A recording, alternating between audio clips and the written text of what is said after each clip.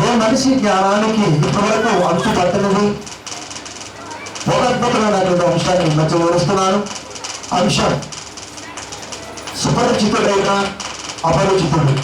బాగా వినాలి, సినిమాలుగా చెప్తున్నారు. సుపరిచితుడైన అపరిచితుడు. సినిమా వాతావరణం నాకు బాగా ఇస్తున్నారు. సినిమా వాతావరణం చాలా ఇష్టం. ప్రపంచం అనే రంగస్థలంలో మేధావులన్న మనిషి బైబిల్ని చదువుతూ వారి వ్యక్తిగత కుటుంబాన్ని కాపాడుకోవడం కొరకు ఈ రోజున బైబిల్లో ఉన్న ప్రతి అంశాన్ని లోకంలోకి తీసుకొస్తూ ఎన్నో సంగతులతో అనువదించున్నాడు.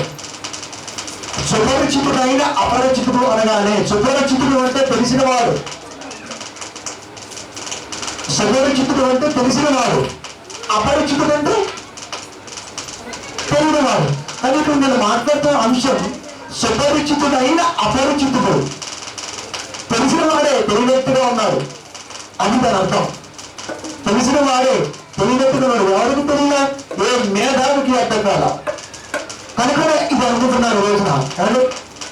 నువ్వు చూడగలిగితే మనిషి ఎంతగా దిగజారి ఉంటాడో మీరు ఆలోచించగలిగితే, ఈ రోజున సమాజంలో వారు క్లాస్ చేసుకోవడం వరకు హీరోయిజాన్ని ఎంజాయ్ చేసి రక్తపాతాన్ని సృష్టిస్తూ రక్త చరిత్రను తిరగరాస్తూ వేల కోట్ల రూపాయల ధనాన్ని వారి మధ్య వెనకొచ్చుకుంటున్నారు. అది మనకి ఇష్టం, అది మనకి ఇష్టం. ఏదైతే చెడుగా ఉంటుందో అదే ఇష్టపడతాడు మనిషి. ఏదైతే దేవుడు వద్దన్నారో అదే కావాలనుకుంటాడు మనిషి. మనిషికి అర్థం కానిది మహాత్ముడి ఆలోచనలో అర్థం ముందుగా మన ముందు పెట్టినటువంటి అంశాన్ని ఈరోజు మీకు చెప్పాలనుకుంటున్నాను. ఎవరికి అర్థం కాలేదు? క్రైస్తవుడు కూడా అర్థం కాకపోతే తెలియవాడు పెట్టుకోవాలి. దేవుడు తెలిసిన వాడే వారి తరువు తెలియనట్టుగా ఉంటున్నది. తెలిసిన వాడే చేస్తున్నాడు, తెలియనట్టుగా కనబడుతుంది. కనుక అలాంటి సుపరిచితులు ఇవ్వడం ఇప్పటి వరకు మనకు తెలుసు తెలియదు. ఒకసారి మనం చూసుకోగలిగితే హోషేయ గ్రంథము 4వ అధ్యాయము 2వ వచనము. హోషేయ గ్రంథము 4వ అధ్యాయము 2వ వచనము. అబద్ధ సాక్ష్యము కలుగుటయు, అబద్ధము లాడుటయు, హత్య చేయుటయు, దొంగిలించుటయు, వ్యభిచరించుటయు వాడుకయును. అబద్ధ సాక్ష్యము కలుగుటయు సాక్షాత్తు న్యాయ దేవతకు గంటలు కట్టి న్యాయమే చెబుతాము అన్నటువంటి న్యాయస్థానములు అబద్ధ సాక్ష్యం. ఇలా అబద్ధము లాడుట రక్షక పద నిలయాలలో కనబడుతుంది ఎక్కువగా. ఎక్కడైతే రక్షణ దొరుకుతుందో, ఎక్కడైతే రక్షణ ఆశ్రయించి వెళ్తామో అక్కడే అబద్ధాలు ఎక్కువగా కనబడుతుంటది. అబద్ధ సాక్ష్యాలు న్యాయ నిర్ణయ చట్టాలలో, అబద్ధాలు రక్షక పద నిలయాలలో, హత్య చేయుట, దొంగిలించుట, దేవుడికి ప్రతికూలంగా ఉన్న ప్రతిదీ వాడుకను అంటున్నాడు ఆయన. వాడుక అంటే అలవాటు, వాడుక అంటే అలవాటు, అలవాటైంది. ఒక అలవాటు అయ్యింది అంటే ఎవరు నేర్పుతున్నారు? జనులు కన్నకు వేసేటప్పుడు బాలక నరహత్య చేసేటప్పుడు. మనకి ఎన్ని అవసరం లేదు. చర్చికి వెళ్ళామా, ఆయన చెప్పింది విన్నామా, కాస్త కూర్చు నవ్వుకున్నామా, సినిమా చూపించాడా, అదే కావాలి. మరి తెరగా చూపిస్తారు అట్రాక్టివ్. వారు చూపించింది ఎంతవరకు నిజమో మీకు తెలియాలి. ఎరుసలేమా ప్రవక్తలు చెప్తారని దేవుడు అంటే ఎరుసలేము పట్టణంలో యేసు సమాధి చూడు అంటాడు దేవుడు. ఎరుసలేము పట్టణంలో యేసు సమాధి ఎందుకుంది?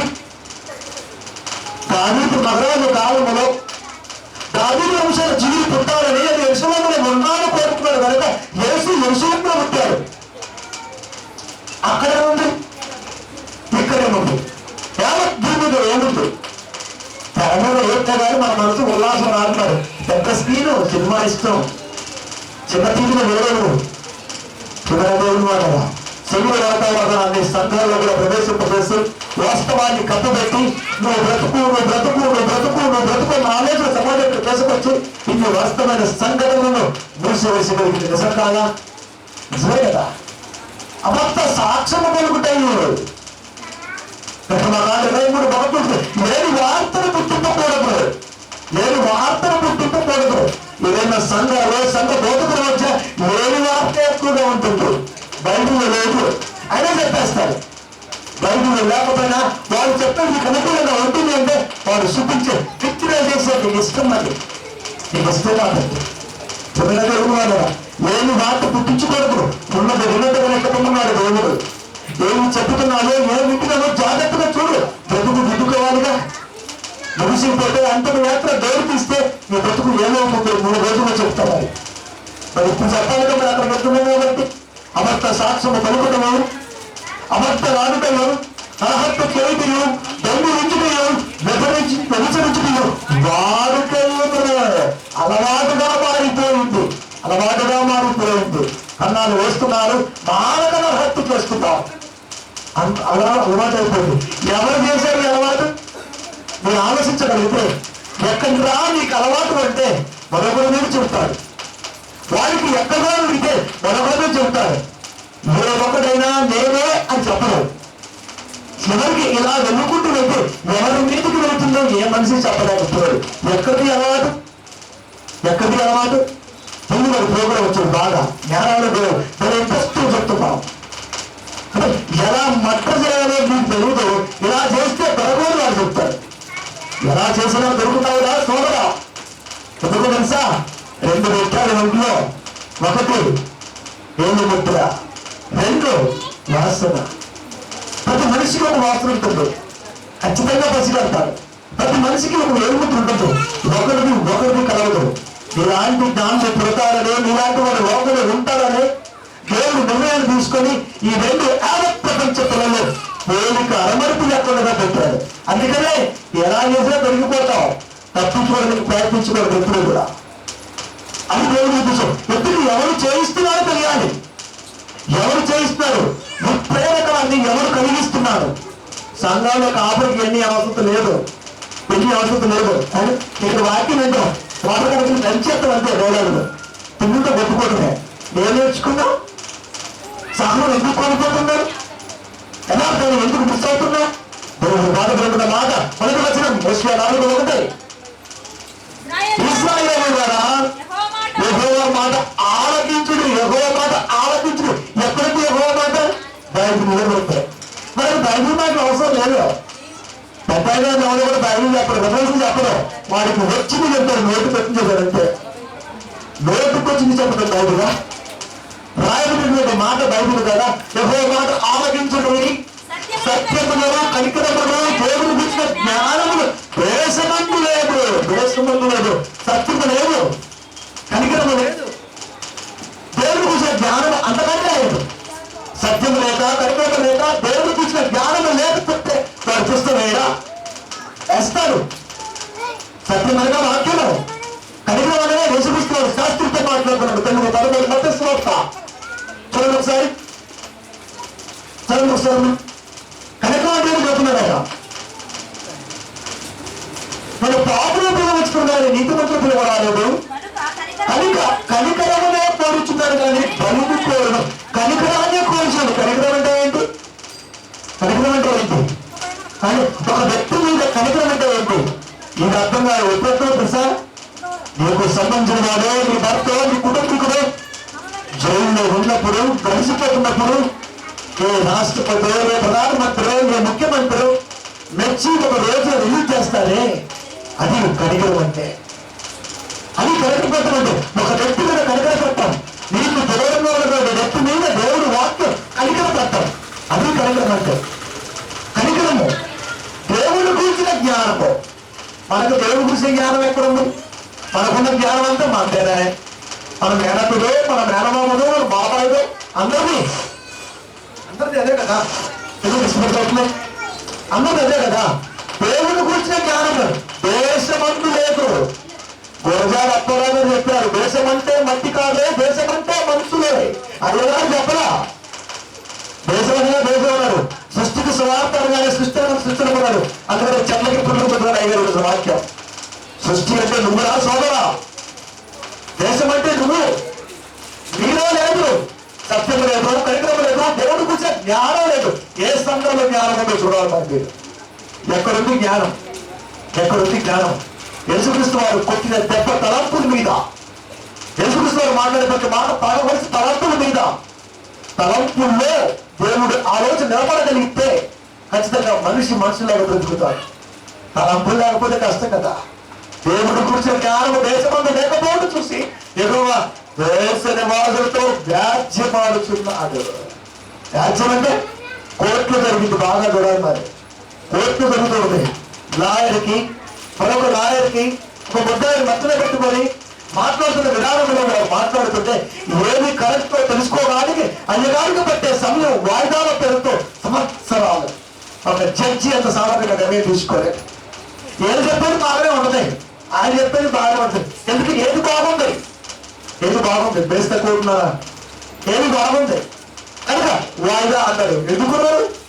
ఏది అర్థం కాదా? వద్ద స్పాట్ డిసిషన్ తీసుకుంటాడు. అర్థం అవలమని అనుకుంటున్నాడు. దేవుడు వాడు రాజ్యం ఆడుతున్నాడు. దేవుని పిల్లలతో దేవుడు రాజ్యం ఆడుతున్నాడు. అంత అవసరం ఏంటి? రాజ్యం ఆడమంటే వాక్యంతో ఈ రోజున ప్రపంచ వ్యాప్తంగా రాజ్యం ఆడుతున్నాం. ఈ రోజున మనం ఇది కాదు వాక్యం, ఇది అని చెబుతున్నాం. ఈ రోజున ఒక్కనే చెప్పగలనా? రావాలిగా కాదు, ఎదగాలిగా పిల్లలు. బిడ్డ దేవుడు ప్రతి బిడ్డ కుటుంబంలో ఒకరు ఉన్నాను బోధకుడుగా. ప్రతి సంఘంలో ఒక బిడ్డ ఉండాలి. ప్రతి కుటుంబంలో చెప్పగలిగాడు రావాలి. లోకం బాగలేదట మనకి ఎదుగులు ఎదుగుంటామా? కదా కనుక దేశంలో ఉన్నటువంటి వారితో దేవుడు అంటే మనతో, వాక్యము మనతో రాజ్యమాడుతుంది. పరిస్థితి ఇలా ఉంటే మీరు అలా చేస్తున్నారు. సత్యమే లేదు, కనికరమ లేదు, దేవుడు కూర్చొని జ్ఞానం లేదంటే నా సంఘమే ఎప్పుడు పెడతాడు. ఒకడు నేనే పోతా ఉంటాడు. పరలోకం మరొకడు ఏం చేశాడు? పోతాడు నువ్వు పరలోకం. ఏం చేశాడు? దేవుడికి ఏం చేశావు? ఒకడు ఉన్న వెనక మీరు చూసుకుంటా దేవుడు వాళ్ళ ఏం చేస్తామని పరలోకం ఇస్తాడు, ఏం చేస్తామని జ్ఞానం ఇస్తాడు, ఏం ఉపయోగపడతామని నీకు సర్దిస్తాడు. ఆలోచిస్తాడు. దేవుడికి ఏది రహస్యమో ఏమీ లేదు. పెట్టు దేవుడి ముందు ప్రార్థనలు, అడుగు దేవుడి గురించి జ్ఞానాన్ని. అలా ఏ వ్యక్తి నాకు వచ్చరా ఆలోచించాలిగా. దేవుడి గురించి జ్ఞానము దేశమంటూ లేకపోవడం చూసి యెహోవా దేశ నివాసులతో వ్యాజ్యమాడుచున్నాడు. దేవుడు వక్తుల దాంట్లో వ్యాజ్యమాడుతున్నాడు. దేవుడు కానీ లోకానికి పంపించిన దేవుడికి ఒక అద్భుతమైన షాక్ ఎదురైంది. దేవుడికే షాకు. ఎవరిచ్చారు? దేవుడికి తెలుసు. షాక్ ఎవరిచ్చారో దేవుడికి తెలుసు, కానీ మనకు తెలియదు. ప్రథమంగా లోకములో ఒక అద్భుతమైన హత్య జరిగింది. అది ఎవరు చేయించారు? ఇప్పటి వరకు ఏ అయ్యగారు చెప్పదు. ఎవరు చేయించారో మరి మనం చూద్దాం. ఆది కాండము 4వ అధ్యాయము 8వ వచనము. ఆది కాండము 4:8. కయ్యను తన తమ్ముడైన హేబేలుతో మాట్లాడెను. వాడు పొలములో ఉన్నప్పుడు. కయ్యను తన తమ్ముడైన హేబేలుతో మాట్లాడెను. వాడు పొలములో ఉన్నప్పుడు. పొలములో ఉన్నప్పుడు మాట్లాడుతున్నాడు. పొలములో ఉన్నప్పుడు మాట్లాడుతుండే కనుక అర్జుడు అది కాదు. ఇది పైన చూసు. దీనికి సంబంధించిన బాక్స్ వెనకాల చిన్న బాక్స్ అది వెనకాల చూడు. కయ్యూను తన తమ్ముడైన హేబేలుతో మాట్లాడను. వాడు పొలములో ఉన్నప్పుడు కయ్యూను తన తమ్ముడైన హేబేలు మీద పడి అతనిని చంపెను. ఫస్ట్ చంపే ముందు మాట్లాడతారు. కానీ సినిమాలో చూస్తే మీకు బాగా అర్థమైంది. సినిమా చెప్పాలి మరి మీకు చెప్పకపోతే ఎట్లా? ఎక్కడ అనుకుంటారు ఇవన్నీ? బైబిల్ చదువుకున్నారు కదా వాడు. ఫస్ట్ మాటలు, ఆ మాటల్లో మాట పెరిగిన తర్వాత ఇదిగో మీద పడి చంపాను. ఒకసారి చెప్పు. మీద పడి చంపాను. మాటలాడిన తర్వాత హత్య జరిగింది. ఒక కుటుంబంలో చిచ్చు, దేవుడి కుటుంబంలో చిచ్చు, సొంత ఇంట్లో హత్య అని కడుపు కోట మిగిలింది దేవుడికి. ఇక ఏమేమో ఆపేవాడు రాడేమో బాధపడ్డాడు. దేవుడు కోరుకున్నాడు కదా కుటుంబం ఇవ్వాలని, ఆదాముని కనాలని, అతను జతపరచాలని, గర్భఫలాన్ని ఇవ్వాలి అని, నా కొరకు బ్రతికించాలని కన్న దేవుడి ఇంటిలోనే హత్య జరిగింది. తండ్రికి తెలియదు. మరొకసారి కథం వస్తే అనుకున్నది దేవుడి దయ వల్ల మరొకసారి దీనికి అర్థం గురించారు తప్ప ఈ హత్య ఎందుకు జరిగిందో తెలుసుకోలేకపోయింది. తెలియ చెప్పేవాడు ఎవరున్నారు? భర్తకు భార్య, భార్యకు భర్త, ఆ రోజు పిల్లలు లేరు, ఒంటరి జీవితం, చెప్పేవాడు లేరు. ఈరోజు మనం చెప్పగలం బాలవాడు కారణం అని.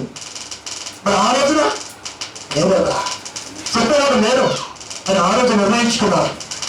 నోటి మాటగా చెప్పిన కుదరదు అని, ఇది ఒక మాట రాసేవాడు కావాలి అని, మహాజ్ఞాని కావాలి అని మోసే గారు అనుకున్నారు. 6 ఖండాల నుంచి 5 ఖండాలు రాయటం జరిగింది. పంచకాండాలు మోసే గారు రాయబడిన ప్రతి మాట దేవుడి యొక్క ఆలోచన వాక్యముతో మన మధ్యకు వచ్చింది. ఇప్పుడు రాయబడింది. రాయబడిన తర్వాత తెలియకపోతే ఎలా రాయబడింది. ఇప్పుడు కయ్యూరుకు దర్శించాడు దేవుడు. కయ్యూను ఏదైనా ఎక్కడ అన్నప్పుడు ఏం చెప్పాలి? నాయన నా దేవుడు తెలుసు అంత ఒక నిజాన్ని ఎలా మాట్లాడుతున్నా చూడండి దేవుడి దగ్గర. ఆదికాండము 4వ అధ్యాయము 7వ వచనము, నువ్వు సక్రియ చేసిన కదా తలెత్తుకునవా, సక్రియ చేయని కదా వాటితో పాపను పెంచి ఉండను, నేను దానికి వాంఛ కలుగును, నువ్వు దాన్ని ఏలుదువు. సక్రియ చేస్తే తలెత్తుకుంటావు, సక్రియ చేయకపోతే తలదించుకుంటావు. తలదించుకున్నావు అంటే నీవే ఒంటిలో ఇంటిలో లేదు, నీ పాపం బయట ఉన్నది, నీలో లేదు పాపం, లోకంలో ఉన్నది అని నీలోకి వచ్చింది అంటున్నారా. దాని మీద నీకు వాంఛ కలుగును. కోరిక అనొచ్చుగా, కోరికన్నా వాంఛ అర్థం కదా. మరి కోరిక అనొచ్చు కదా. వాంఛ అంటే చంపుకోలేనిది. కోరికలు చంపుకోగలం కనుకనే అయ్యగారికి 25,000 రూపాయలు శాఖలు పక్కన పెట్టి దేవుడు శాఖ వచ్చాడు, చంపుకున్నాడు. ఇప్పుడు దేన్ని? దాన్ని. ఇక్కడ పక్కన డెవలప్ అయింది. ఏది? వాంఛ, కోరిక. చాలా మంది మీరు చూడగలిగితే బాబాల సంపాదనలు 1,000 కోట్లు అన్ని త్యజించేశాడు. ఒంట్లో అన్ని త్యజించిన తర్వాత మాట్లాడదు. అన్ని త్యజించిన తర్వాత సన్యాసి రూపంలో మన కంటి ముందు కనబడుతూ 1,000 కోట్ల రూపాయలు వెనకాల ఫస్ట్ రూపంలో ఎవరు మీ దగ్గర వెళ్ళలేదు. మరి చంపుకున్నాడు కదా, చంపుకున్నప్పుడు చనిపోయి ఉండాలి కదా అని. మరి అలా ఎలా వచ్చింది? అది మనసులో ముందే పుస్తకం సోదరా. వాంఛ, చంపుకోలేనిది వాంఛ. అందుకే దేవుడు ఆ పదాన్ని బలంగా రాయించాడు. వాకిట ఉన్నది బయట ఉంది, నీవే లేదు, నేను కన్న విధానం లేదు, లోకములో ఉన్నది అది నీలోకి వచ్చింది. నీవు దానిని ఏడుగు పరిపాలన చేస్తావు. కోరికలు చంపుకోగల వాంఛని చంపుకోలేవు కనుక ఇప్పుడు దాని మీద రాజుగా పత్రం చేస్తావు. పాపానికి రారాజు అయితే మరి ఎలా కనిపించాలి చెప్పండి. మన దేవుని ద్వారా ఏమో చూడండి. ఫస్ట్ సేవ సాధించినప్పుడు ఏముండవు అయ్యగారికి. ఫస్ట్ సేవ సాధించినప్పుడు అయ్యగారికి ఏమి ఉండవు. ఆ దేవుడు గడిస్తే మీరు ఇలాగే ఉంటారు. అయ్యగారు మాత్రం ఎక్కడో ఉంటారు. మీరుకి ఎదగలేకపోయారు. ఆయన వచ్చిందే ఈ దానికి, ఆయన వచ్చిందే దీని కొరకు. వారి కుటుంబం బాగుంటే సరిపోతుంది, వారి ఉద్దేశం బాగుంటే సరిపోతుంది, సంఘం ఏమైనా పర్వాలేదు అనుకొని వారి ఉద్దేశం అలా వెళ్ళిపోయాడు తప్ప మరి మీరు అయ్యగారు దేవుడు ఆస్వాదించాలండి. మరి నిన్ను ఆస్వాదించలేదా? నువ్వు కూడా బాగా చేస్తున్న ప్రార్థన మిమ్మల్ని దేవుడు అంటే ఇవన్నీ జరిగిస్తుంది ఎవరు కనపడా? మరి కనపడలేదు. ఇప్పటి వరకు పట్టుకోలేకపోయింది చట్టం, ఇప్పటి వరకు పట్టుకొని చూపించలేకపోయాడు ఎవరొకడు. పట్టు కోల్పోయిన వారిని వీటిలోకి తీసుకురావడం వరకే ఈ చుక్కరచుకున్న అపరిచిత అంశాన్ని మాట్లాడుతున్నా. దేవుని కదా ప్రతి మాటల ఉద్దేశాన్ని దేవుడు ఎంత గొప్పగా చెప్పాడు.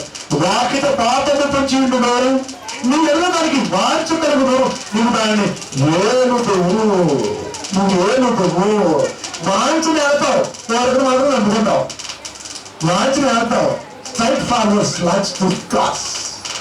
యథార్థవంతమైన నడత దేవుడికి చాలా ఇష్టం. నువ్వు దాల్చిన తాగదా సోదరా, తాగడానికి ప్రయత్నించుకోవడం. ఎప్పటికైనా సరే బంగారం బయట పెట్టకూడదు కదా. అనగా దేవుడు ఉద్దేశంలో ఒత్తులు పెట్టుకోవాలి. ఇప్పుడు గద్దె దించాలి అంటే చాలా కష్టం కదా. గద్దె దించాలంటే చాలా కష్టం. ఎంత కష్టపడాలో అంటే రాజకీయ నాయకుడు తెలుసు.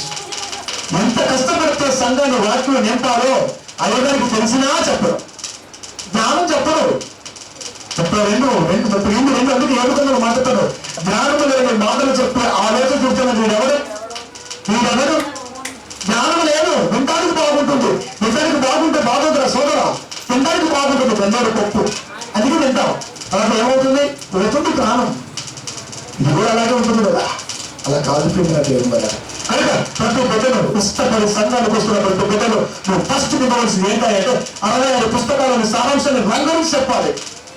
వారం గడిచినా, నెల గడిచినా, సంవత్సరాలు గడుస్తున్నా, ఏది గడుస్తున్నా వాక్యం మాత్రం అర్థం కావట్లేదు. మనకు అర్థమైన ఒకటే, ఎవరున్నా దేవుడు ఇస్తాడు అంతే. ఒక్కడే నేర్చుకున్నాం అంతే. ప్రార్థిస్తూ వింటాడు, ఏమైనా ఇస్తాడు. ఎవరైనా ఇస్తాడా? ఎవరైనా ఇస్తారా? ప్రార్థిస్తే వింటారా? ఇది తెలియాలి. ప్రార్థిస్తే వింటారు అంటే నీ యథార్థత ఎత్తిస్తుంది దేవుడికి. యథార్థంగా ఉన్నావా? లైఫ్లో స్ట్రైట్ ఫార్వర్డ్గా ఉన్నావా? మనసులో ఏముంది, బయటికి ఏముంటుంది, ఏదైనా ఆలోచించావా? ఒక్కటే ఉండాలంటే. మార్పు లేని వాడు దేవుడైతే, దేవుడి గర్భాన పుట్టిన వాడు ఈ జీవుడైతే నువ్వు వ్యవసరమే తట్టు ఉండకూడదు. ఎక్కడున్నా అక్కడున్నా ఎక్కడున్నా ఒకేలా ఉండాలి. వాడు మనిషి అంటే నాకు రాష్ట్రంగా సార్ సౌమ్యంగా మాట్లాడతారు. మరి ఏంటో అర్థం కాదు నాకు కూడా. చేసిన సౌమ్యంగా మాట్లాడే బైబిల్ ఉందా? అది కాదు అనే మాట్లాడాడు. నా బోధకు ఆశ్చర్యపడ్డారు. వారు శాస్త్రులనే కాక అది కారణం గల వాడు అనే యేసు బోధ ఉంటే, బైబిల్ పట్టుకున్న వాడేమో నగరంలో మునిగిపోతుంటే సౌమ్యంగా మాట్లాడిన వాడేమో పాస్ట్రా, యథార్థంగా మాట్లాడిన వాడేమో పాస్ట్రా. ఏమనుకుంటుంది సంఘం? మనకు కావాలట. అతి వినయాసక్తుడై, రెండు మందికి కలిసిన ఉంటుంది. అతి వినయాసక్తుడై దేవతల ఆరాధన ఇచ్చగలిగి అతి వినయం ధూర్త లక్షణం. అతి వినయం ధూర్త లక్షణం. యేసుక్రీస్తు అని ఉంది బైబిల్లో. రష్యక్రీష్ అంటే స్టైల్ ఇస్తాం. మరి ఏం చేద్దాం? అలా అంటూ ఇష్టపడతాం. మరి యేసుక్రీస్తు కాదురా సోదర, యేసుక్రీస్తు. అది మాటల్లో, మన ఆలోచనలో ప్రతిదీ మోసం తిన్నది మాటతో జరుగుతుంది అని చెప్పారు. జ్ఞానోక్తమైన బ్రతుకు వచ్చిన మనకి ఇవన్నీ తెలియకపోతే ఎలా ప్రియమైన దేవుని వల్ల సత్యమందు వారిని ప్రతిష్ఠ చేయము, నీ వాక్యమే సత్యము. సువార్త 17:17 సత్యమందు వారిని ప్రతిష్ఠ చేయము, నీ వాక్యమే సత్యము. ప్రతిష్ఠ చేస్తే ఎవరు కదిలించలేడు. ఎవరు వచ్చి వాక్యం చెప్పి నీకు అర్థమైపోతుంది. చెబుతున్న వాక్యం ఏది కరెక్టో, ఏది నిజమో, ఏది కాదో నీకు అర్థమవుతుంది. నాకు ఎవరు చెప్పినా ఏంటావు వాక్యాన్ని. సత్యమందు ప్రతిష్ఠ జరిగితే ఇంక ఎవరి మాట వినవు. వాక్యం యొక్క ఆలోచనలు ఉంటావు. మోసం జరగదు. మోసం జరుగుతుందంటే, ఆత్మ రోజు నరకానికి వెళ్ళిపోతుందంటే ఎవరు తీసుకురావాలి వెనక్కి. ఏ మాట చెబితే మారుతావు. సరిదిద్దుకోవాలిగా, దేవుడిని అడగాలిగా. ప్రతిదీ కూడా ఏదైనా సరే దేవుడు అడిగే చేయాలి. అడగకుండా చేసావా అడుగుంటూ పోతావు అంతే. అడుగు చేసావా మెచ్చితే ప్రతిఫలం కనబడుతుంది, నచ్చకపోతే తెగిపోతుంది అంతే. అది దేవుని యొక్క ఉద్దేశం. సత్యమందు వారిని ప్రతిష్ఠ చేయము, ఈ వాక్యమే సత్యము. నీ వాక్యమే సత్యము. నువ్వు రాయించిన మాటే నిజం. హత్య ప్రారంభంలో ఎందుకు జరిగిందో, ఇవన్నీ ఎందుకు వాడుకయ్యాయో మీకు తెలియాలి అంటే వాక్యమే కావాలి. వాక్యంలో ప్రతిష్ఠ జరగాలి. వాక్యంలో జరుగుతూనే ఎందుకు ఇది జరుగుతుందో నీకు అర్థమవుతుంది. లేకపోతే ఎప్పటికీ అర్థం కాకపోతుంది. నా దేవుని వాడారా ఎందుకు జరిగింది ప్రారంభంలో హత్య? ఎందుకు జరిగింది? పెద్దగా కారణాలు ఇవ్వండి. ఇప్పుడంటే రియల్ ఎస్టేట్ వ్యాపారం వచ్చేసింది కాబట్టి, మనిషి చంపుకొని తిరిగాడు కాబట్టి, ఒకరికంటే ఒకరు గొప్ప మనుషులు వెళ్ళిపోయాడు కాబట్టి, సంపాదన ముసుగులో మనిషి వెనసారిపోయాడు కాబట్టి హత్యలు జరగడం సహజం. మరి ఆ రోజునే ఉంది. ఒకే ఇల్లు, ఇద్దరు పిల్లలు, ఆస్తి బాగుంది, ఒక మొత్తం బాగుంది, పంచుకున్నా శిరసాగా వస్తుంది. కానీ ఎందుకు ఆస్తి కొరకు జరగలేదన్నా?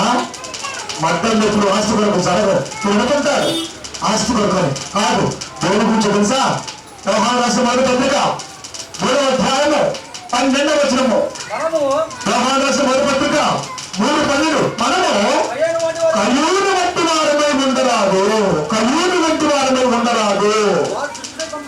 అని యేసుక్రీస్తు వారి శిష్యులో ప్రియుడు యోహాను వారి ప్రారంభమైన మాట. మనము కయ్యూని వంటి వారమై ఉండరాదు. వాడు దుష్టుని సంబంధి అయి తన సహోదరుని చంపెను. వాడతని ఎందుకు చంపెను? ప్రశ్న. వాడతని ఎందుకు చంపెను? తన క్రియలు చెడ్డవియు తన సహోదరుని క్రియలు నీతి గలవై ఉన్నది. అందుకే ఎప్పుడైనా సరే మంచి చెడుల మధ్య పుట్టాం. ఎప్పుడైనా సరే ఇలా ఆ తర్వాత వచ్చేది అన్ని వాటిలోనే ఉంటుంది. మంచి చెడుల మధ్య యుద్ధం అంటే అప్పటి నుండి ఇప్పటి వరకు పేరు జరుగుతూనే ఉంది. మంచి చెడుల మధ్య యుద్ధం జరుగుతుంది. అంటే మూలకాలం ఇదే. దేవుడి మాట మంచిదైతే, దేవుడి మాట చెడైతే, దేవుడు దెయ్యం మధ్య జీవుడు ఉన్నాడు, ఆడుకుంటున్నాడు ఇద్దరు. మరి దేవుడి మాట మంచి, దేవుడి మాట చెడు, దాని మాట కూడా మంచిగానే ఉంటుంది. అలా దాని మాట కూడా మంచిగానే ఉంటుంది, దాని మాట కూడా మంచిగానే కనబడుతుంది. కానీ దేవుడు చెడు అని పదాలు వాడాడు. మంచి చెడుల మధ్య బీభత్సపు పోరు, మానవ జాతి ఆలోచించవలసిన పోరు. ఈ బ్రతుకు పరమార్థంలో ఈ మనిషికి అంతు పెట్టకుండా ఉంటుంది. అంతే తమ్ముడు మంచోడు, అన్న చెడ్డోడు. అంతే మంచిని చెడు వాడలేకపోయింది. అంతే వేసేసింది. ఎక్కడ కలిగించుకుంటున్న ఆలోచన కలిగించింది ఎవరు? చంపించింది ఎవరు? వాడికి నేర్పింది ఎవరు? ఇది చేయి అని చెప్పింది ఎవరు? వాడికి ఇది చేయి అని చెప్పింది ఎవరు? హత్య చేసిన వాళ్ళు తీసుకెళ్ళి పట్టుకొని జైల్లో పెట్టగలుగుతున్నాయి. కానీ వాడిలో ఆ ఆలోచన పుట్టించింది ఎవరు పట్టుకున్నారు? మనిషిని పట్టుకుంటే కుదరదు, ప్రేరేపించిన వాళ్ళు పట్టుకోవాలి. ఎవరు పట్టుకున్నారా? ఇంతవరకు ఏ న్యాయస్థానంలో వారికి శిక్ష పడాల. క్రైస్తవ సంఘంలో వారికి శిక్ష పడట్లేదు. వారికి శిక్ష పట్టమంటే ఒక వ్యక్తి వాక్యానుసారంగా ఎదగడమే. ఒక వ్యక్తి వాక్యం ఎదుగుతో వారికి శిక్ష పడ్డట్లే. అని వాక్యం ఎదుగడం లేదు. సంఘాలు తక్కువ, సభలు తక్కువ, సంఘ కాపులు తక్కువ, ప్రపంచంలో మాదుగొప్ప చెప్పుకునేవాడు తక్కువ. మరి ఎందుకు పెట్టలేకపోతుంది? ఇంత గౌరవ జరుగుతున్నప్పుడు అనహత్య మానాలు కదా, దొంగతనం జరగకుండా ఉండాలి కదా, కన్నాలు మానాలి కదా, వాడుక అన్న పదవి ఈ రోజు లేకుండా పోవాలి కదా తెలుగు. మరి ఎందుకు వాడుకవుతుంది? అంటే కొత్త రాయి చోట పట్టట్ల మామూలు కొడితే పడగ మీదే కొట్టాలన్నారు పెద్దలు. నలుగురు కొట్టేవాడు జారిపోతుంది. కొట్టేది కదా అంటే బెదర్తావు, ఆవిడ కొడుతుంది ముందు మళ్ళా. దాన్ని కొట్టవలసిన పరిస్థితి తెలుసా? తల మీద యేసుక్రీస్తు కుటుంబం తెలుసా? తలంపుల మీద. ప్రాణులు తల మీద కొట్టాలి, అప్పుడే సరిపోతుంది. మనిషి తలంపులో కొట్టాలి, అప్పుడే సరిపోతాడు. బ్రతుకుగా సరిపోతాడు, మనిషిగా బ్రతుకుతాడు. కనుక మంచి చెడు మధ్య ఈ యొక్క విభాష పేరులో ఈ రోజున మంచి ఏంటో చెడేంటో మనిషికి అర్థం కావట్లేదు. ఎవరు చెప్పినా మంచి అనుకుంటాడు. ఎందుకైనా ఎవరికిస్తే పెళ్లి అంటావా? నా పెళ్లి ఎంత ప్లాన్ చేసిందాక ఎందుకు? రెండు ఒకటే కదా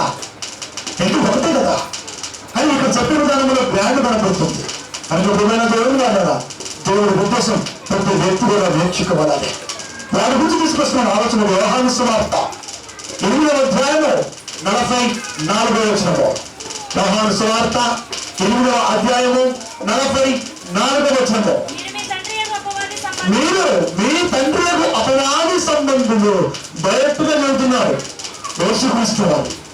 మీరు మీ తండ్రి అపవాది సంబంధులు.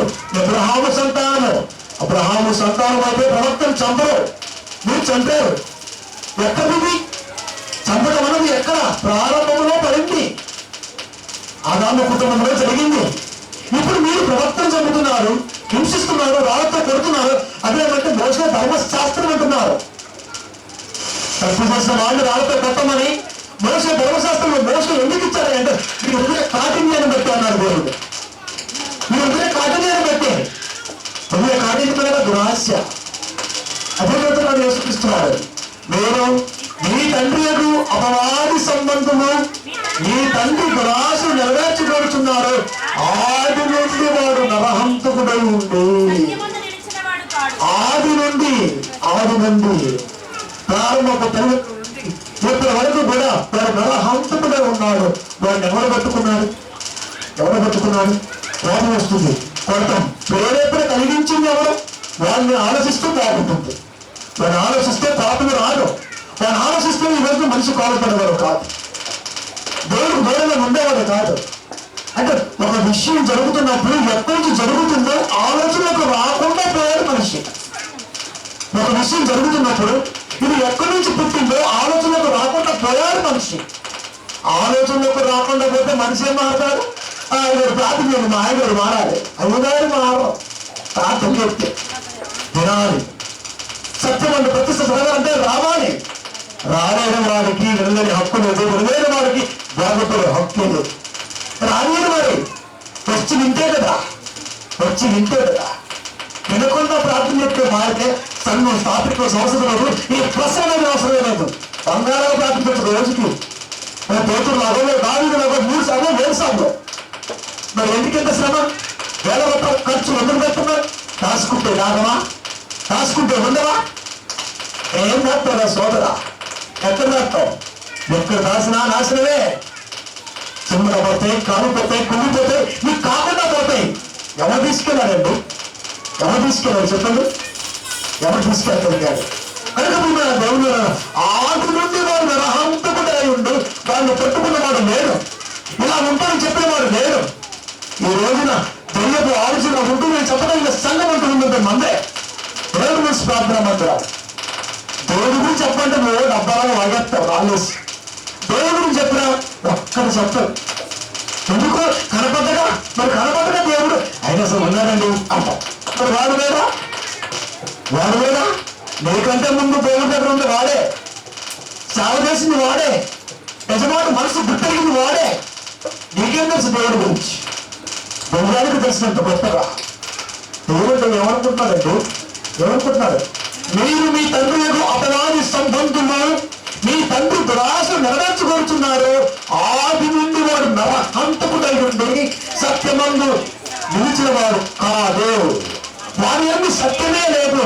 వాడు అబద్ధమాడినప్పుడు తన స్వభావం అనుసరించి ఏ మాటలాడను వాడు అబద్ధికుడును, అబద్ధములకు జనముడునై ఉన్నాడు. వాడు అబద్ధమాడినప్పుడు తన స్వభావం అనుసరించి దేవుడు చెప్పారు. ఎవరు మనం అబద్ధం చెప్పారా?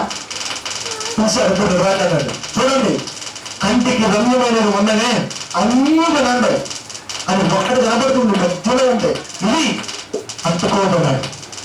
అదే చెప్పింది దెయ్యం కూడా. దెయ్యం ఎప్పుడు కూడా బయట మాట దగ్గర మీరు బాగా గుర్తుపెట్టుకోవాలి. బయట మాట చెబితే నువ్వు వినవు. సోది వేరేవాడి కుటుంబం లేక నువ్వు ఎందుకుంటావు? నీ గురించే చెప్పాలి, అప్పుడే వింటావు. నీ గురించి చెప్పకుండా ఎవరి గురించి చెప్పేవాడుకో, పరిస్థితుల గురించి చెప్పేవాడుకో సోది బాగా నీ రాదు అంట. నీ గురించి చెప్పేవాడుకో ఖచ్చితంగా నమ్ముతావు. అవునకో శ్రీ బాగా మరి ఇదే అక్కడే. దెయ్యం కూడా ఈ మాటలే తీసుకుంటుంది. దేవుడు ఏదైతే చెప్పాడో అదే చెప్పింది, కాకపోతే కొంచెం తేడా చెప్పింది అంతే. ఇది నిజమా? ఏది నిజం? ఆ తోట మీద మా చెట్ల పొలాలలో అన్ని తినమని ఒక్కటే తిన్నదన్నాడా? అవును, అది చెప్పాడు దెయ్యం, అది చెప్పింది. దేవుడు ఎప్పుడు బయట విషయాలు చెప్పదు తెలుసా మీకు? బైబిల్లో ఉన్నదే కన్ఫ్యూజన్గా చెబుతుంది. అందుకే ఏదో సంఘానికి వాక్యం అర్థం అట్లా అన్నిటికీ అర్థం కాదు. నీకు నేనే అర్థం లేదు కానీ బయట మాటలు చెప్పదు, ఎక్కడో తీసుకుంటుంది, రివర్స్గా చెబుతుంది. ఒక మారాలిగా దాన్ని వైపు వెళ్ళాలిగా. అలా శాస్త్రాన్ని పరిశీలి మొత్తాన్ని తిప్పుకోగలిగి యేసుక్రీస్తు వారిపై విజయ బాబుతో వ్యతిరేకత ఎగరవేసిందంటే ఎంత జ్ఞానం దానికి. మీ తండ్రి యొక్క అపవాది సంబంధులు, మీ తండ్రి యొక్క అపవాది సంబంధులు, మీ తండ్రి దురాశలు నెరవేర్చుకోరుచున్నారు. ఆది నుండి వాడు నరహంతకుడు ఉండి సత్యమందు నిలిచిన వాడు కాదు. వారి ఎందు సత్యమే లేదు. అబద్ధమాడినప్పుడు తన స్వభావమును అనుసరించి మాట్లాడు.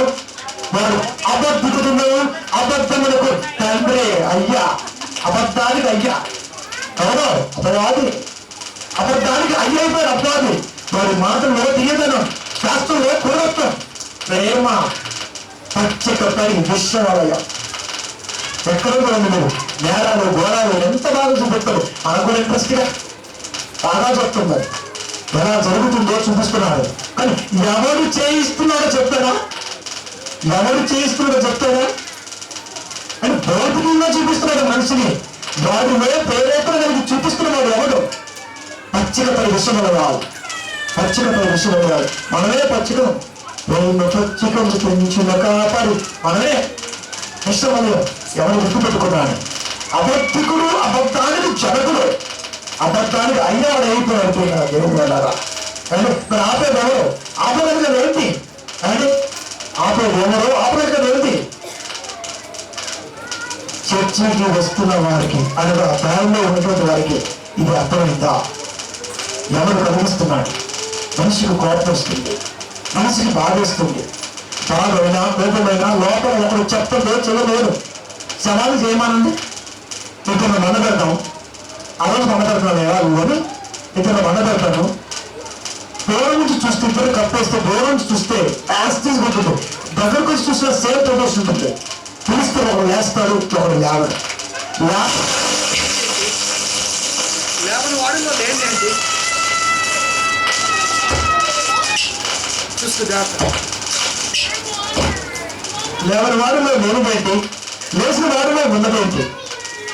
లేవని వాడిలో లేనిది ప్రాణం, లేచిన వాడిలో ఉన్నది ప్రాణం. లేవని వాడిలో లేనిది ప్రాణం, లేచిన వాడిలో ఉన్నది ప్రాణం. దేవుడికి ఒకటే అటాచ్మెంట్, అది ప్రాణం, అది ప్రాణం. అదినప్పుడు మన దేవుడు మన ఇప్పుడు దాన్ని కాపాడాల్సిన బాధ్యత మన మీద ఉంది. ప్రాణాన్ని కాపాడగలిగితేనే వాళ్ళకైనా మనకైనా ప్రాణం ఉంటుంది. లేకపోతే అబద్ధానికి జనగడగా ఉన్న వాడు ఏం మాట్లాడుతున్నాడో కూడా తెలియదు, కావలసినంత విధంగా ఎలా ఉంటుందో కూడా తెలియదు. విషప్రయోగం. అందుకని ఫాస్ట్ గా నువ్వు వెళ్ళండి, లోకానికి జరగబోతుంది ప్రమాదం, నువ్వు వెళ్ళండి. ఏం చేయమన్నాడు చూడండి శిష్యుని. మత్తయి సువార్త 28వ అధ్యాయము 19వ వచనం. మత్తయి సువార్త 28:19. కాబట్టి మీరు వెళ్ళి సమస్త జనులను శిష్యులుగా చేయండి, విశ్వాసులుగా చేయండి. అలా విశ్వాసులకు ఉద్దేశం ఏంటి? ఆదివారం రావాలి, వినాలి, పోవాలి, చాలు. అదే శిష్యుడైతే ఆదివారం రావాలి, వినాలి, నెమరు వేసుకోవాలి, తిరిగి జ్ఞాపకం ఉంచుకోవాలి, ఎక్కడైనా సరే మళ్ళా ఉపయోగించుకోవాలి ఉండాలి. అది ఎంత తేడా ఉంది, ఎంత తేడా ఉంది. శిష్యుడుగా ఉంటావా, విశ్వాసం ఉంటామంటే సంఘాలు అయ్యగారు ఎక్కువగా విశ్వాసం చెప్తారు. మరి శిష్యుడు ఒక్కడు కూడా లేదు. అక్కడ రాబోతారు కదా, మనం తయారు చేసుకుంటాం శిష్యులు. కాబట్టి మీరు వెళ్ళి సమస్త జనులను శిష్యులుగా చేయండి. తండ్రి యొక్కయు బాబు యొక్కయు పరిశుద్ధాత్మ వ్యక్తులు 4 రోజులకి బాప్తిస్మం ఉంది. త్వరగా శిష్యులు ఏమంటే ఎవరుంటారు? చర్చికి రావాలంటే ఎవరుంటారు? టైం ఉంటే వస్తాను, టైంలో పెట్టి వస్తాను, టైం ఉంటే వస్తాను, లేదా నాకు అనుకూలంగా పెట్టి వస్తాను. 4కి పెట్టు, అదంతా ముగించుకొని వస్తాడు. ఏం చేస్తాడు అప్పుడు 4కి? పని పక్కన పెట్టుకుని సువార్తకు రాలేని వాడు ఆయన చెప్పే పనికి మాత్రం ఏమింటావు రా నువ్వు? ఏమింటావు? ఏం చేయగలవు? అంటే నీకు సమయం ఉంటేనే వెళ్తావు. సమయాన్ని దేవుడికి ఇవ్వలేవు. ప్రాణం పోతే ఎలాగో ఉండేవారు ఆలోచించాలిగా. అనుకుంటున్నా దేవుడు అన్నారా? సువార్త అంటే అసమయమందును సమయమందును, అసమయమందును సమయమందును చాలా జాగ్రత్తగా ఉండగలిగేది. అందుకంటే మీరు వెళ్ళండి, మీరు వెళ్ళండి. సమస్త జనులను శిష్యులుగా చేయండి, సమస్త జనులను శిష్యులుగా చేయండి. ఎందుకు ఇవన్నీ చెప్తా మీకు? అబద్ధ సాక్షులు ఎలా దొరుకుతున్నారో, అబద్ధాలు ఎలా ఆడుతున్నారో, అలాంటి ఎందుకు జరుగుతుందో, ఉండటం ఏంటో, దొంగిలించడంతో, వెలిచించడంతో, వారికి ఎందుకు అంటే మీకు తెలియాలి. ఇవన్నీ మీ మధ్య ఉన్నది, మీ మధ్య ఉన్నది, మీ మధ్య ఉన్నా ఎవరు చేస్తారో మీకు తెలియదు కనుక నేను చెప్తున్నాను మీకు. మీరు వెళ్ళండి, సమస్త జనులను శిష్యులుగా చేయండి. బాప్తిసం వచ్చేది శిష్యులుగా చేయండి, నాలో నిలబండి. నిలబడ్డ వాడికి నేను నేర్పుతా జ్ఞానాన్ని. ఎందుకు? గర్భఫలాల మీద ఉద్దేశించండి. దెయ్యం ఫాస్ట్గా చేయండి, తొందరగా చేయండి, తొందరగా సువార్త తీసుకురండి. ఒక కుటుంబం రాకపోతే నలుగురు ముందుగా అడుగు నేర్పు తీసుకురా. రోజు ఛాన్స్ ఇస్తే, క్లాప్ ఇస్తే దూరంగా వెళ్ళిపోతారు. కనుక అంత ఛాన్స్ నేర్పు, అంత గొప్పగా నువ్వు ఫాస్ట్గా వెళ్ళు. మీరు వెళ్ళి సమస్త జనులను శిశువుగా చేయండి. ఎందుకు తెలుసా? దెయ్యం యొక్క ముక్కు ఎక్కడ పడింది అంటే గర్భంలో ఉన్నప్పుడే పడింది, గర్భం ఉన్నప్పుడే పడింది. అందుకే పెద్దవారు మాట్లాడుతూ ఉంటారు, మొక్క వందరది రానై మొక్కప్పుడే వంచారు, గర్భంలో ఉన్నప్పుడే నేర్పాలి, తల్లిదండ్రులు నేర్పాలి. అప్పుడు ఆ రోజు వారికి ఎవరు లేరు. అమ్మకి ఆదాము, ఆదాముకి అమ్మ, భర్తకు భార్య, భార్యకు భర్త. మధ్యలో అప్పుడెప్పుడు సలహా దేవుడు. మధ్యలో ఎవరున్నారు? వాడు తను కూడా ఉన్నారు కదా. వాడు కనబడ్డు, దేవుడు మాట నిలబడుతుంది, క్రియ జరుగుతుంది, దేవుడికి అర్థమవుతుంది, వీడికి అర్థం కావట్లేదు. మరి నేర్పాలిగా. ఎందుకు సంతానం అడిగింది ఆ తల్లి? కన్నుని దగ్గరికి వెళ్ళి ఎందుకు చంపావురా తను అడిగిందా? అడగదా? మళ్ళా గర్భం వస్తుందిగా, మళ్ళా గర్భం వచ్చింది. అప్పుడు అందు యెహోవా తన వలన గర్భాన్ని సంపాదించుకుందా. మరి పోయిన వాడు ఎవరు తయ్యా? ఎవరు తయ్యా? ఎవరు తయ్యా? అందుకే దేవుడితో మాట దాని మహారాష్ట్ర కీర్తి 127వ అధ్యాయము 3వ వచనము, కుమారుడు యెహోవా అనుగ్రహించు స్వాస్థ్యము, గర్భఫలము దేవుడిచ్చు బహుమానము, దేవుడిచ్చు ప్రతిఫలం ఏంటి వల్ల? కుమారుడు యెహోవా అనుగ్రహించు స్వాస్థ్యము. స్వాస్థ్యము అంటే శాస్తి. ఇది నా స్వాస్థ్యము. మా ముత్తాతలు ఇచ్చారు నాకు. తాతలు సంపాదించి వచ్చేదే స్వాస్థ్యము. తరతరాలుగా కావాలని కోరుకోదే స్వాస్థ్యము. ఇది నా స్వాస్థ్యము. గర్భఫలము దేవుడిచ్చు బహుమానము. గర్భఫలము దేవుడిచ్చు బహుమానము. దేవుడు ఇవ్వాలి బహుమానాన్ని. దేవుడు ఇచ్చిన బహుమానాన్ని ధన్యవాదం చేయాలి. దేవుడు బహుమానాన్ని ఇస్తే ఎవరు పాడు చేయాలి? పెళ్లిలో చాలా మంది పేరు గిఫ్ట్ ఇస్తూ ఉంటారు. వాళ్ళతో జాగ్రత్తగా చేసుకుంటారు. ఇప్పుడు గెస్ట్ వస్తారు. బాగుందంతా అంటారు. సర్వం జారిపోతుంది. ఏమన్నాం? చారాన్ని జారిందా? వాహనాన్ని జారగొట్టారా? నీ ఆలస్యం అందులో ఆలస్యం అందదు. కనుకుంటున్నారా? దేవుడు మన జరుగుతున్న పరిమాణాలకు ఉదాహరణ ఏంటి? గర్భఫలము దేవుడిచ్చి బహుమానము. గర్భఫలం అన్నది దేవుడిస్తే, గర్భఫలం రావాలంటే పెళ్లి చేయాలి. ఈ రోజున స్త్రీల సంఖ్య ఎంత? పురుషుల సంఖ్య ఎంత? అంటే పురుషులు 100, స్త్రీలు 30%. ఎంత నాకు తెలుసా? ఒకవేళ 100% తీసుకుంటే 70% పురుషులు ఉన్నారు, 30% స్త్రీలు ఉన్నారు. ఆ అమ్మాయిలకు అబ్బాయిలు జరగట్లా. ప్రసంగం ఇప్పుడు అబ్బాయికి చూడాలంటే దొరకట్లేదు. ఎందుకంటే ఆడపిల్ల అని తెలిస్తే ఉండనిస్తున్నామా? ఉండనించం కదా. సో గర్భంలో సంఖ్య తెలిస్తే ఉండనించం కదా. ఎందుకు? వారసుడు కావాలి. ఏం చేసుకుంటారు? వారసుడు రాడు వద్దా? ప్రారంభంలో ఈ స్థితి లేదండి. దేవుడు పిలిచారు, పెళ్లి చేసుకోండి, పిల్లలు బాగా కనండి, ఎన్ని ఇస్తారు జరుగుతుంది. ఏ లోటు లేకుండా ఇస్తారు. లోటు లేదు. అందుకే దేవుడు యేసుక్రీస్తుతో మాట్లాడుతూ ఆకాశ పక్షులు చూడండి, అసలు లోటు లేదు అని లేదు. జంతువులు చూడండి, లోటే లేదు. అలాంటిది నేను కన్న పిల్లలు మీరు కంటుంటే, నేను ఇస్తుంటే వారికి లోటు ఉంటుందా? మీరు ఎందుకు అనుకుంటున్నావు? అనండి. అప్పుడు నియంత్రణ ఆపరేషన్ ఒక కుటుంబ నియంత్రణ. ఇప్పుడు వచ్చాయన్నీ ఎందుకు? నువ్వు పెరిగిపోయిన ఆలోచన, నీకున్నది నీకు ప్రజలు చాలు అనుకున్నావు. కట్టేసి పడేసి వస్తే తినలేకపోయినా చేయకూడదా? భయపడతా. కానీ పరిస్థితి మారుతున్నప్పుడు దేవుడే చెప్పాడు. అది మరోసారి చెప్తాడు కాదండి, ఆ విషయం గడవలేదు. కానీ కనుక పెళ్లి చేసుకోండి. గర్భఫలము దేవుడిచ్చి బహుమానము. కుమారుడు ఒకవారి గురించి స్వాస్థ్యము. గర్భఫలాల మీద వాడు దృష్టి చేశాడు. ఎలా వేశాడో తెలిసిన నివ్వెరపోతామంటే చూడండి ఒకసారి. 27వ అధ్యాయము 6వ వచనము చూడండి. కలిగి 29వ అధ్యాయము 6వ వచనం. పెళ్లిళ్ళు చేసుకుని కుమారులను కుమార్తెలను కండి. పెళ్లిళ్ళు చేసుకున్నాడు కుమారులను కుమార్తెలను కనుడి. అక్కడ ఆ తల్లిదండ్రులు ఏమి మీకు తక్కువ లేకుండా అభివృద్ధి పొందుటకై వారు కుమారులను కుమార్తెలను కనునట్లు మీ కుమారులకు పెళ్లిళ్ళు చేయండి. మీ కుమార్తెలకు పురుషుని సంపాదించడు. కుమార్తెలకు అబ్బాయిలు ఎతకండి. కుమార్తెలకు అబ్బాయిలు ఎతకండి. కుమార్తెలకు అబ్బాయిలు ఎతకండి. నా కొరకు డబ్బు సంపాదించండి అంటే ఇప్పుడు డబ్బు లేదు. కుమారుల కొరకు పురుషులు సంపాదించండి. కుమార్తెల కొరకు పురుషులు సంపాదించండి అంటే పురుషులు తక్కువగా ఉన్నారు, కుమార్తెలు ఎక్కువగా ఉన్నారు. పురుషులేమో తక్కువగా ఉన్నారు, కుమార్తెలేమో ఎక్కువగా ఉన్నారు. కనుక ఇప్పుడు ఎత్తుకోవాలి. సంబంధం ఒప్పుకోవాలి. పిల్లలు కావాలిగా, ఒప్పుకోవాలి. కానీ ఇప్పుడు రివర్స్. ఇప్పుడు పురుషులకు కుమార్తెలకు పరిస్థితి వచ్చేసింది. ఎందుకు?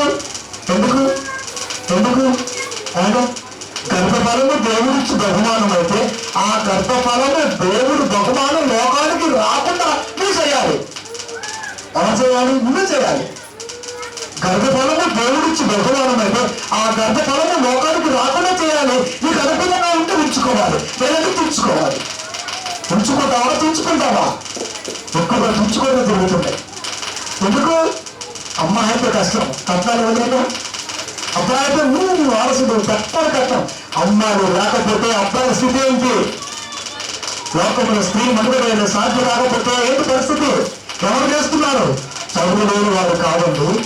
చదువు లేని వారు ముగ్గురు కన్నా, నలుగురు కన్నా, ఐదుగురు కన్నా చదువు లేని వారిని చూడగలిగితే ఎక్కడ దృష్టికి వెళ్తే అక్కడ 7 అమ్మాయిలండి అంటారు. ఇప్పుడు కావాలో చూడండి, అక్కడ 2 అబ్బాయిలండి అంటారు. మరి 2 అమార్సులు ఏమిగా తీసేస్తారండి అమ్మాయిలని. ఎవరు కలిగించారు? ఎవరు కలిగించారు? ఎవరు ప్రేరేపిస్తున్నారు? నీరా? నువ్వు అనుకుంటే వచ్చిందా? గర్భఫలము నువ్వు కష్టపడితే వచ్చాడు కాదు నా సోదర, దేవుడు ఇష్టపడితే వచ్చాడు. పెళ్ళైతే పిల్లలు పుడతారన్నది నీకు తెలిసిన నిజం, పెళ్ళైతే పిల్లలు ఇస్తారన్నది నాకు తెలిసిన నిజం. దేవుడు యొక్క బహుమానాన్ని కాల రాస్తుంది ఎవరు తెలుసా? మేధావులు, చదువుకున్న వారు, జ్ఞానులు, గుర్తులు, గురులు. రేపల బిడ్డని తీసేస్తున్నామంటే ఇలాంటి కరుడు కూడా ఉండడం. అందుకే వేరు మగవాళ్ళు, అందుకే వేరు మగాళ్ళకి పిల్లలు ఆడవాళ్ళు. పేర సంఖ్య తగ్గిపోతుంది, పురుష సంఖ్య ఎక్కువైపోతుంది. రాను రాను ఇదే పరిస్థితి. నువ్వు నేర్పావుగా ఇంట్లో, నువ్వే నేర్పావు ఇంట్లో. వారికి మళ్ళీ వారికి ఎక్కడ ఎదగలం ఎన్ని అవాంఛనీయ సంఘటనలు జరుగుతున్నాయో ఎవరు పట్టించుకుంటున్నారు? రోజున నరహత్య ఎందుకు జరుగుతుంది?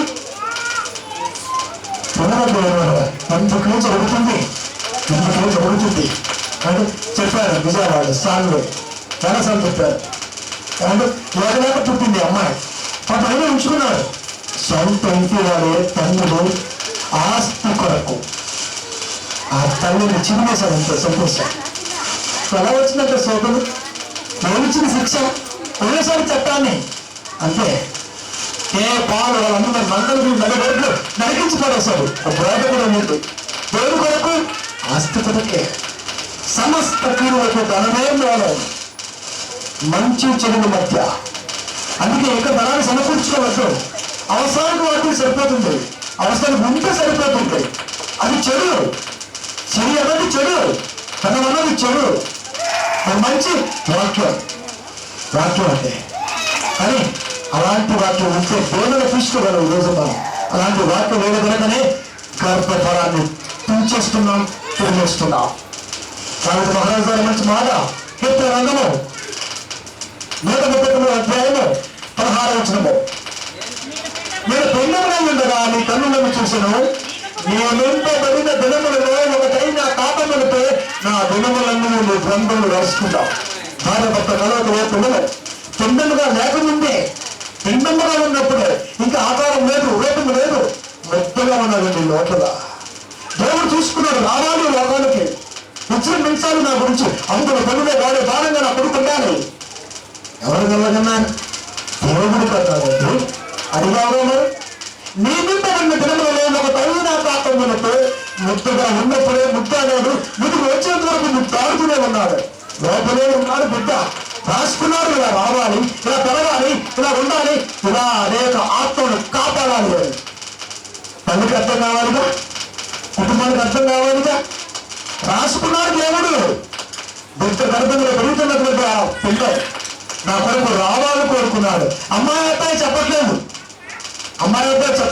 పిండము అన్నాడు. పిండమంటే అమ్మాయా అబ్బాయా? పిండమంటే ఏది కాదు. నువ్వు చూసావు నన్ను, దాంతో ఒకరోజు గుర్తు చేసుకుంటున్నాడు. ఒక ఇస్తారు గుర్తు చేసుకుంటుంది. ఇలా అందరూ నడవండి ప్రతి ఒక్కరు కూడా ఇలా గుర్తు చేసుకుని బ్రతికారు. రాసుకున్నారు ఇలా రావాలి, ఇలా బ్రతకాలి, ఇలా బ్రతికించుకోవాలి, ఇలా ఉండాలి. కొద్ది కాలమేగా. ఎంతకాలం ఉంటాం? నేను సీఎం గారు మాట అన్నారు. అవును తెలుసా, 2 ఏళ్ళు బ్రతకానికి మన లోకానికి రాలేదు, ఉన్నన్ని ఏళ్ళు మన మందిని వారికి సేవ చేయాలి అన్నారు. తర్వాత నువ్వు పెట్టారు ఒంటి చేతితో పుస్తకం రికార్డ్, మోడల్ రికార్డ్ చేతితో ఉండదు. ఆ విజయోత్సవం ఏమిటి? 9 నెలల కష్టం అనేక మంది విశ్వాసానికి కూడుకున్నది. ఎంత గొప్ప ఆదర్శం. ఒక వ్యక్తి పథకలాడుతుంటే మరి నువ్వు సంఘాన్ని పెంచుకుంటావా? ఏం చెప్తావు? సంఘాన్ని పెంచుకో. ఎట్లా చెప్పుకుంటావు అంటే ఎక్కడికి ఎవరొకడు ఉన్నారు అని అడుగుతాడు తెలియదా కదా. జీవగ్రంథంలో రాసుకున్నాడు, పెండముగా ఉన్నప్పుడు రాసుకున్నాడు. పెండాన్ని తీసే అంతే తీసేస్తావా? తీసేస్తాం. మరి యెషయా గ్రంథము 45వ అధ్యాయము 10వ వచనము. యెషయా గ్రంథము 45:10. నువ్వు ఏమి కలుచున్నావని తన తండ్రితో చెప్పడానికి శ్రమ, నీవు గర్భము ధరించింది ఏంటి అని ఆస్తితో చెప్పడానికి శ్రమ.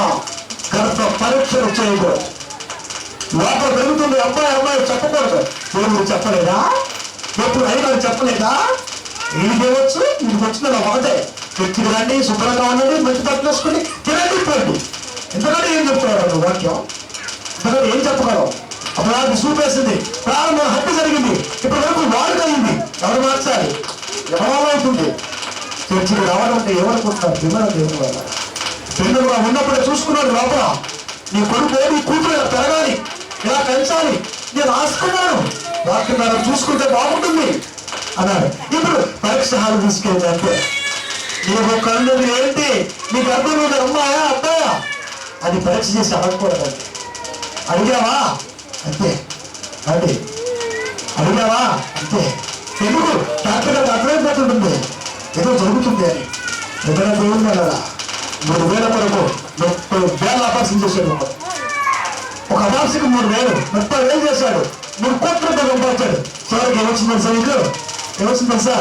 ఆ మనిషి దగ్గర వీళ్ళంత వాహనం వచ్చిపోయాడు. అన్ని నిజాలు చెప్తుంది. నిజాలు పాపం ఉంటుందా? ఎవరు ప్రేరేపిస్తున్నారు? ఎవరిచ్చాడు ఎక్కువ నేర్పలేదా దేవుడు వాక్యాన్ని? ఎవరైనా దేవుడు కదా. మన వల్ల ఏది కాదండి. ఈ లోకానికి ఒంటరిగా వచ్చాం, ఒంటరిగా వెళ్తున్నాం అని రాకలో పోకలో యాత్రిక జీవితం అనుకుంటారంటే కాదు. ఇది విలేకరి, ఒక రాయబారి ఎందుకు వస్తాడు? ఒక న్యూస్ రీడర్ ఎందుకు వెళ్తాడు? ఒక ఏజెంట్ ఎందుకు వస్తాడు? ఒక విలేకరి ఎందుకు వస్తాడు? దాని పని ఉంది, దాని డ్యూటీ ఉంది, ఇది చేయాలి. ఆ పేపర్కి న్యూస్ ఇవ్వాలి, వెళ్ళిపోవాలి. అది వాళ్ళ పని. ఈ లోకానికి వచ్చావు, నువ్వే చెప్పాలి. నువ్వు చెబితే నీ వాళ్ళు ఉన్నారు, నువ్వు చెబితే మారే వాళ్ళు ఉన్నారు. అలా మార్పు నీ ద్వారా కోరుకున్నాడు, నా ద్వారా కోరుకున్నాడు, మన ద్వారా కోరుకున్నాడు. నీ ద్వారా, నా ద్వారా, మన ద్వారా మార్పు రాకపోతే ఎందుకండి సంఘాలు, ఎందుకండి సంఘ కాపులు, ఎందుకండి విశ్వాసులుగా నామకే వాస్ క్రైస్తవులు అంటే చచ్చిపో.